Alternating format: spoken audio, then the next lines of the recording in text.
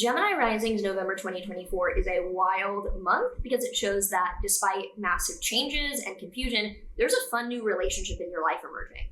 So if you were excited to dive into what exactly you can expect this November for you based on your rising sign, make sure that you like, subscribe, and hit that notification bell so that you are always up to date with what the stars have in store for you. If you're new here, hi, I'm Maren. I make videos on astrology, and also I have music out, so you can check out all my things linked down below. If you want a private reading from me, I also offer those. So first, we're going to dive into the overall astrology of the month, and then we will pull a tarot card to see what other energy can inform us about what's coming up for you. So starting out on the 1st, there's a new moon in your Scorpio 6th house of physical health or coworkers. Unrelated to the relationship stuff, there's probably going to be a new beginning for you around either diet, exercise, health treatment, and wellness, or people that work for you and around you. You could be hiring a new team, for example. Then on the 1st to the 6th, in that first week, Mars in your 2nd house of income is going to oppose Pluto in your 8th house of investments or long-term money. You could feel financial pressure during the beginning of this month, and you could feel manipulated or like you're put into a corner and you don't know what to draw on or to take out savings, and you feel like you're in a bind. On the 3rd, Venus in your 7th house of relationships will be opposite Jupiter in your 1st house of self. This is great for the growth of a relationship and showing that you are getting particularly close with someone in a very positive way. This is not necessarily romantic. It could be for a lot of you. This could also be a business partnership or a close friend and someone that becomes like your person during this time. Then on the 4th, Mars is entering your Leo 3rd house of productivity and communication. So Mars is going to be there for about 2 months, and it's also going to go retrograde and re-enter in a few months, showing that over the next few months, there is going to be a fair amount of effort and conflict resolution you have to do around things that are communication, productivity, general busy work-based, like writing or like posting content. There's something that you're working on that you're having to like really redo or just put a lot of monotonous effort into over those few months. On the 9th, Venus is going to square Neptune in your 10th house of career. So as your relationship is going very well, try not to let your career slip away or not to put in the effort and kind of get complacent with anything that needs realistic kind of work career-wise. Then on the 12th, Venus is going to enter your Capricorn 8th house of investments. So even more energy of clarity and ease is coming to you financially by the middle of this month. On the 15th, there is then a full moon in your Taurus 12th house.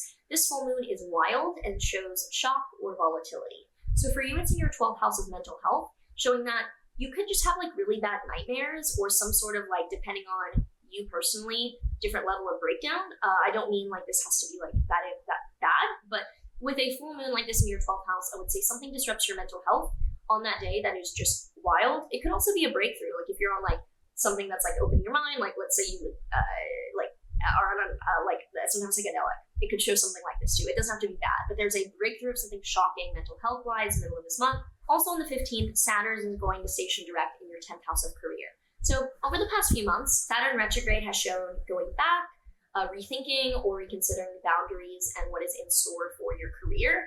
This shows that you're firmly ready to put new rules and new things in place career-wise and commit to being serious. On the 16th to the 18th, the sun is going to oppose Uranus between your 6th and 12th houses. So there could be some more disruptions regarding physical and mental health during the middle of the month.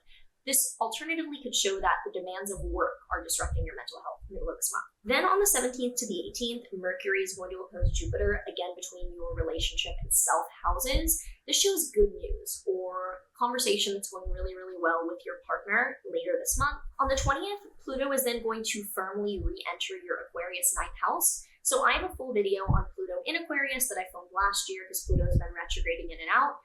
Pluto is now firmly in your 9th house of higher level beliefs, religion, school, and long distance travel for the next 20 years, showing that there is going to be a gradual change for you around what you believe, what you're studying, or what you are doing living situation wise. Could be moving internationally over the next 2 decades. On the 22nd, the sun is then entering your Sagittarius 7th house of relationships, adding even more energy there. And on the 26th, Mercury is going to station retrograde in Sagittarius. So even as there's more focus there, you are rethinking or having communication issues with your partner that have to be ironed out.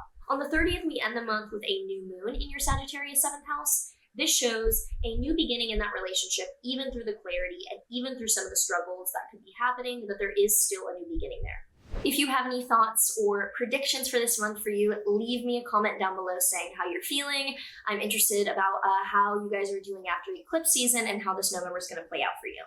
The tarot card that we have here for Sagittarius risings is the Seven of Cups reversed. So generally this shows reality check. You were delusional and now you have a reality check that's kind of harsh.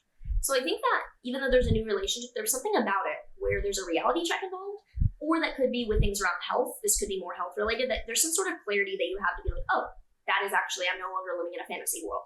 If you enjoyed this, make sure that you give me a like and make sure that you subscribe. A little over 50% of you guys are, so if we could get closer to like 100, that would be cool, you know?